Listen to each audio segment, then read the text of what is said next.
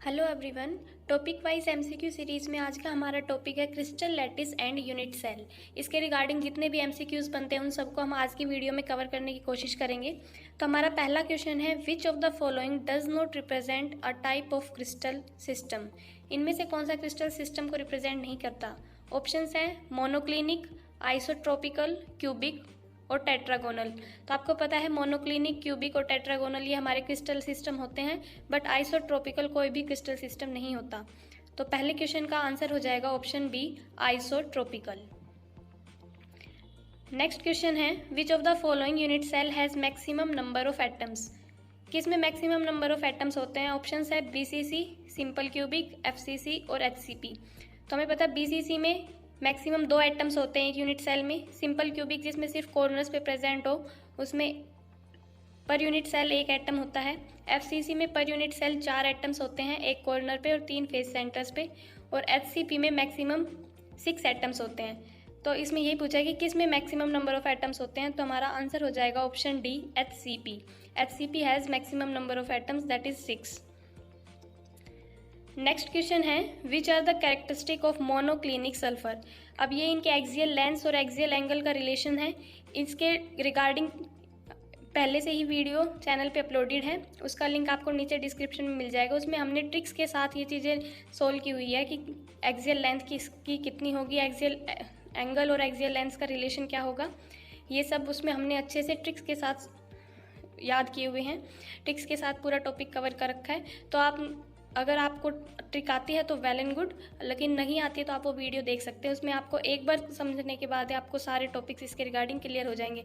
और इसमें तो मोनोक्लिनिक पूछा हुआ है, आपसे try clinic, cubic, rhombohedral, tetragonal कुछ भी पूछ ले तो आप सिर्फ वो 2 मिनट लगेगी वो ट्रिक से सोल्व करने में, आप अच्छे से क्वेश्चन का आंसर दे पाओगे।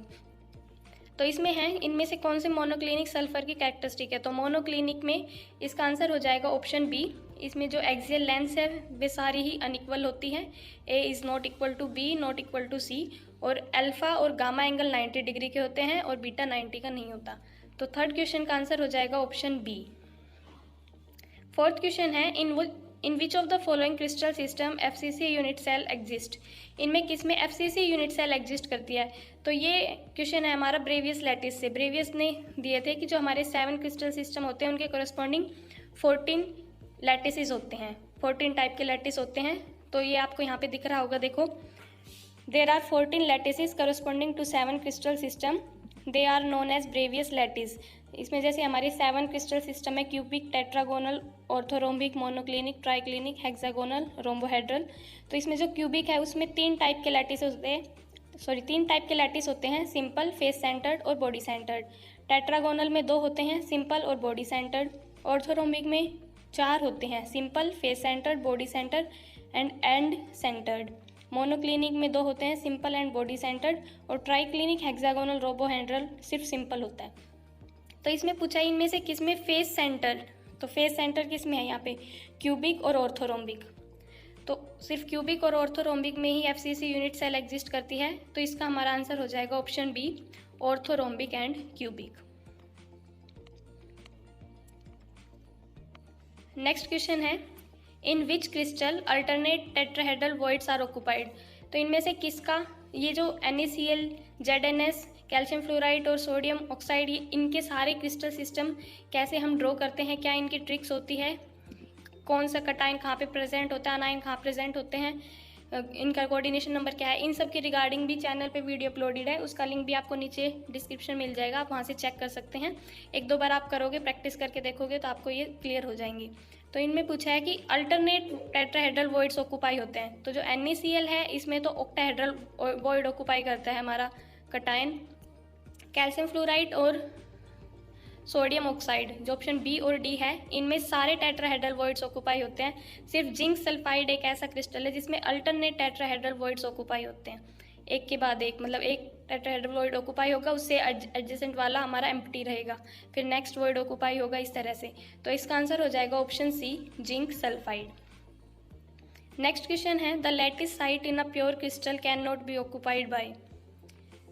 ऑप्शंस है इलेक्ट्रॉन, एटम, आयन, मॉलिक्यूल। तो लैटिस साइट को एटम भी ऑक्यूपाई कर सकता है, आयन भी ऑक्यूपाई कर सकता है, मॉलिक्यूल भी। सिर्फ इलेक्ट्रॉन है जो लैटिस साइड पे प्रेजेंट नहीं हो सकता, ये वॉइड में प्रेजेंट होता है।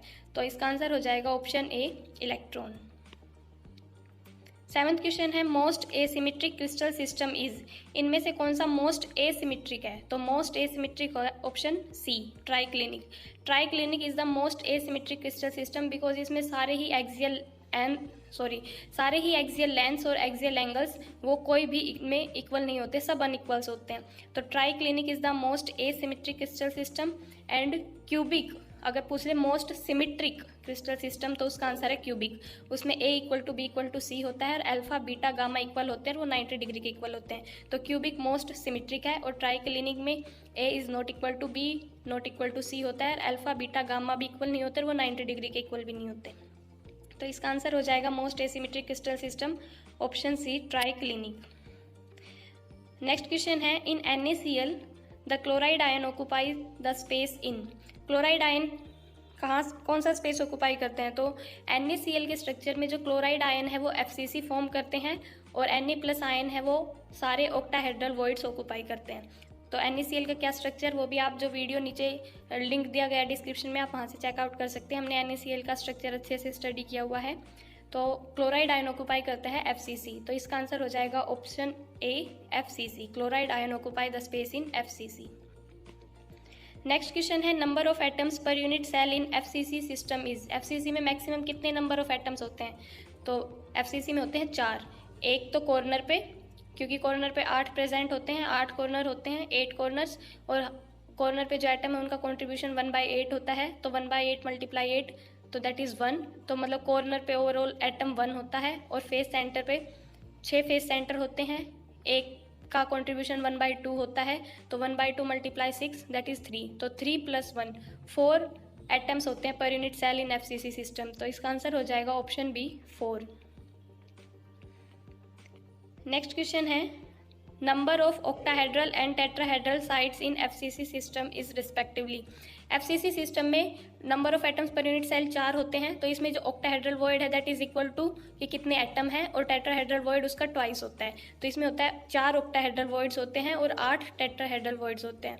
तो इसका आंसर हो जाएगा option D, 4 octahedral and 8 tetrahedral sites. तो क्वेश्चन 10 का हमारा ऑप्शन हो जाएगा, आंसर हो जाएगा ऑप्शन डी, 4 और 8। Question number 11 the 14 lattices corresponding to 7 crystal system are known as. तो उनको क्या बोलते हैं, हम अभी पढ़ के आए हैं, उनको बोलते हैं ब्रेवियस लैटिस। तो 11th का आंसर हो जाएगा ऑप्शन बी, ब्रेवियस लैटिस।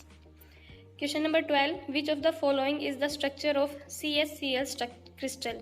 तो CSCl जो क्रिस्टल है वो हमारा बॉडी सेंटर्ड क्यूबिक होता है।